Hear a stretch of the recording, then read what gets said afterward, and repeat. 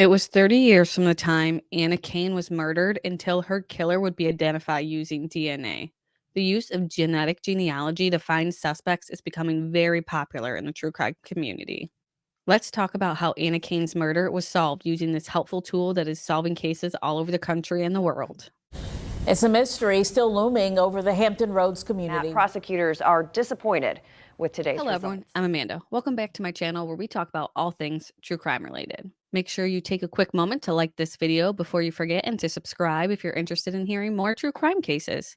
I cover solved cases, unsolved, missing persons, long cases, short cases, and ones going on in the news. Today we're here to talk about Anna Jean Kane, who was a 26-year-old mother of three living in Reading, Pennsylvania area until right before her murder when she actually moved to Birdsboro, Pennsylvania, which was about 10 minutes away. When she went missing, her oldest child, a daughter, was just 9 years old. Anna's lifeless body was found around 3 p.m. on October 23rd, 1988, when a man who was out walking came across her body along a trail in Perry Township, which is also in Pennsylvania, just about 30 minutes away from Reading. When Anna was found, a rope was around her neck, giving police an indication on how she may have been killed. An autopsy was completed on Anna, and her cause of death was confirmed to be strangulation. She did have many bruises on her face, as well as indicating she was beaten before she was strangled. Police believe that she put up a fight, causing the murderer to beat Anna as he was attempting to strangle her. Police investigated the scene where Anna was found and believe that she was murdered elsewhere and then her body was dumped on that wooded trail. Police came to this conclusion because there was a rainstorm the evening of October 22nd into the morning of October 23rd, and Anna's clothes that she was wearing were not wet when she was found, indicating that she was left there after the rainstorm. During their investigation, police found that Anna was last seen in the Reading area around 1 p.m. on the morning of October 23rd. Police also were able to find DNA on Anna's clothing, which belonged to an unknown male. However, they were unable to match this DNA to anyone. DNA databases weren't really a useful tool until like 1990, I believe. The case would end up going cold, though. One reason for this could be the fact that it was reported that Anna was a sex worker and had been arrested for a few times for prostitution and petty theft. However, this is purely speculation on my part and the knowledge that I have from previous true crime cases from that time period.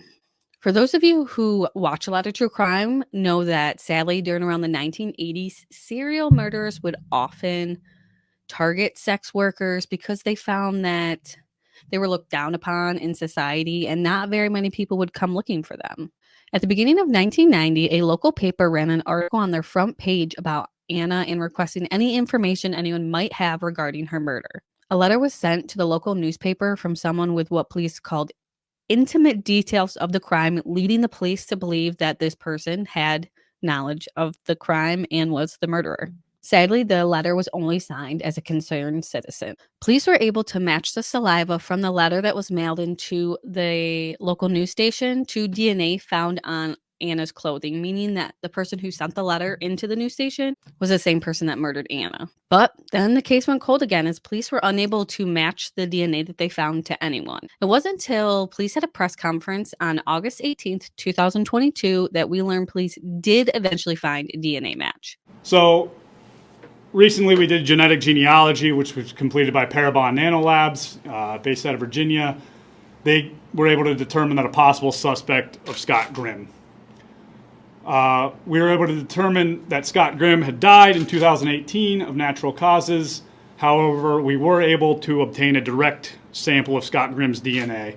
The DNA from both Anna's clothing and the letter belongs to a man named Scott Grimm. Investigators explained that they used genetic genealogy to find the suspect. So for those who aren't familiar with genetic genealogy, I'm going to try and explain it real simple because one, I am not a scientist, and two, I am not an expert in this or pretty much any subject. But police basically submit the DNA to a lab like Parabon Nanolabs, which is one of the more popular ones these days. These types of lab will then take the DNA and break it down and run it for a match in any of the public databases that places like 23andMe and Ancestry.com submits their DNA results. So just like in the Ancestry test, it'll show those related to the suspect, and then you can find the suspect tracing down different lineage. This is how the Golden State Killer was caught, and also many others since then. So once police get the name of the person that they believe is a suspect, they will then obtain the person's DNA somehow. With the Grim Sleeper case, they got it at a restaurant. Some places they'll get it from just trash or the side of the road, trash that you discard. So once they narrow down who it is, the police will attempt to obtain that DNA, most likely without the suspect's knowledge, by either following them around and trying to get a straw or garbage they leave outside on the corner, something that they can take and test the DNA against to confirm that it is the person. So police informed the public that Scott Grimm actually died in 2018 of natural causes, but they were able to obtain a direct DNA sample to confirm that the suspect is Scott Grimm. However, police did not disclose how they got this information for the fact that he's been dead since 2018. How did they get a direct sample? At the time of her murder, Scott would have only been 26 years old, and police have not been able to link Scott and Anna together in any way. Police also indicated that it could have been sex work that linked the two, but they're not able to confirm any type of connection. Police also said that Scott was arrested in 2022 for harassing a business partner, which included him writing letters to that business partner as well. These letters that were sent to the business partner, the DNA was taken from those letters and matched to the letters that were sent from the concerned citizen and the DNA found on Anna's clothing. So that solves the case of Anna Cain's murder. Please take a moment to like this video and subscribe to my channel for more videos like this. If you've made it this far, you know I truly appreciate you and cannot thank you enough for all your support. My social media handles and sources can be found in the description box as ways to support the channel. Until the next video, make sure you keep yourself safe out there. The world can be an ugly place.